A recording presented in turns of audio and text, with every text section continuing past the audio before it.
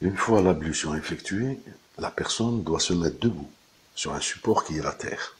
Encore un nouveau facteur, le sol.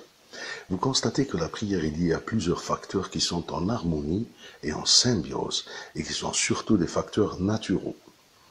L'orientation se fait vers une zone terrestre en fonction de la zone de prière la plus proche à la zone déterminée et imposée par notre Créateur. Et en fonction de la distance le séparant de celle-ci, qui est la Mecque, plus précisément la Kaaba. Et en fonction de la durée de prière, car chaque prière a une durée précise en fonction des 24 heures, qui est le temps. Les prières sont liées en position du soleil, qu'il soit visible ou non visible, et par rapport à son lever ou son coucher, et en fonction de l'angle de balayage. Et bien sûr, par rapport à notre géoposition. Cela nous laisse effectuer une relation du milieu environnant avec cet acte, une véritable symbiose harmonieuse réglementée sur tout le globe terrestre. Une merveille divine. Cette récapitulation montre bien les liens étroits liés à la prière, et tous ces facteurs ne sont pas un fait du hasard, et encore moins une invention humaine, car vous constatez la consolidation et l'organisation harmonieuse de plusieurs facteurs entrant en liaison, et dont l'homme est incapable de le faire qu'après un temps de réflexion dépassant son âge d'existence, et cela met en valeur la puissance divine.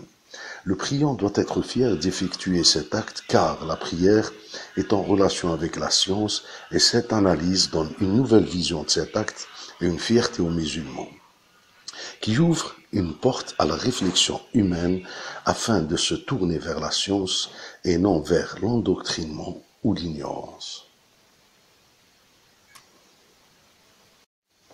Suite aux facteurs liés à la prière, vous constatez dans ce nouveau dessin un nouveau facteur qui est le Coran, une onde vocale émise par le priant qui est la parole de Dieu, récitée, régulée avec une législation ordonnée par notre Créateur, une chronologie décroissante des sourates, qui sera détaillée dans les vidéos prochaines.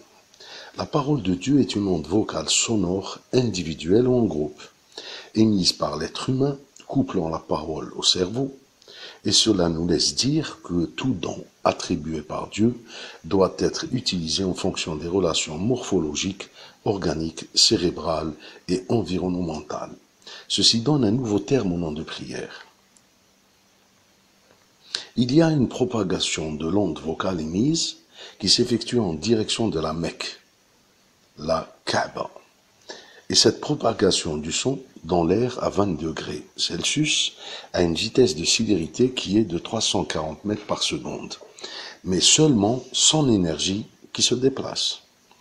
Je préfère rester et respecter le plan chronologique des vidéos pour pouvoir transmettre mon idée en vous expliquant l'acte de prière sur le plan spirituel, morphologique et par la suite physique et la différence entre l'homme et la femme.